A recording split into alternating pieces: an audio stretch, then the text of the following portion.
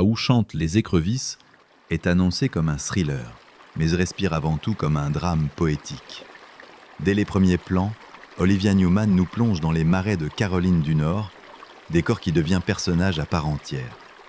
Ce n'est pas une bande-annonce trompeuse, le film ne se résume pas à une enquête criminelle, mais à l'itinéraire fragile d'une enfant abandonnée qui apprend à survivre seule entre silence et soupçon.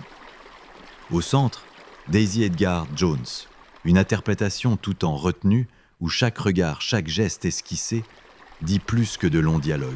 Son Kia est à la fois sauvage et lumineuse, victime et juge de son propre procès intérieur.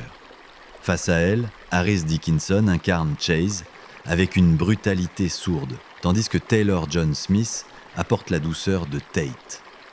Un trio qui condense les tensions du récit. Désir, trahison, loyauté.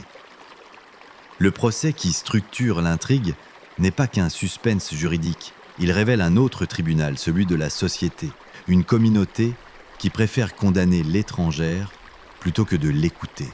Et c'est là que le film touche juste, moins par ses rebondissements que par son analyse des mécanismes d'exclusion. La réalisation prend son temps, parfois trop, mais elle enveloppe le spectateur d'une ambiance unique. Le sound design et la bande originale, marquée par la chanson Carolina de Taylor Swift, transforment chaque bruissement d'eau, chaque cri d'oiseau en écho au destin de Kia. Tout est sensoriel, viscéral, on ne sursaute pas, on s'imprègne. Le reproche majeur, une esthétisation un peu appuyée. Les marais sont filmés comme des cartes postales, au risque d'édulcorer la dureté du roman de Delia Owens. Mais la fin subtilement amenée redonne au récit sa densité et interroge notre propre rapport à la vérité. Pas besoin d'explication de fin mécanique. L'œuvre préfère laisser une cicatrice ouverte.